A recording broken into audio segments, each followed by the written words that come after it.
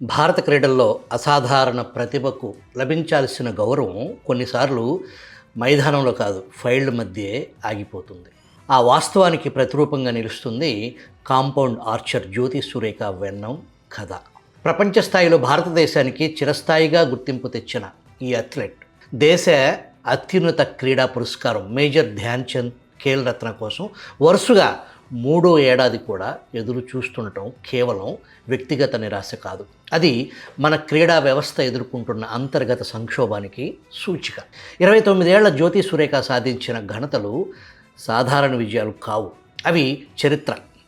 World ఛాంపియన్షిప్లో 9 పతకాలు సాధించిన ఏకైక ఆర్చర్గా నిలవటం, ఆసియా క్రీడల్లో హ్యాట్రిక్ బంగారు పతకాలు గెలిచిన తొలి భారతీయురాలుగా గుర్తింపు పొందారు. మిక్స్డ్ టీమ్ ఈవెంట్లో వరల్డ్ రికార్డ్ నెలకొల్పడంతో పాటు కాంపౌండ్ మహిళల విభాగంలో పర్ఫెక్ట్ 360 స్కోర్ సాధించడం, ఇవి ఒక తరం ఆర్చరీ నిర్వహించే అసాధారణ విజయాలు.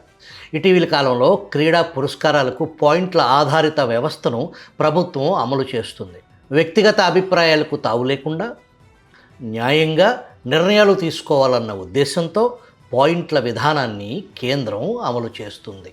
ఆ వ్యవస్థలోనే జ్యోతి సురేఖ వరుసగా 3 సంవత్సరాలు ఖేల్ రత్న రేసులో టాప్లో నిలిచింది.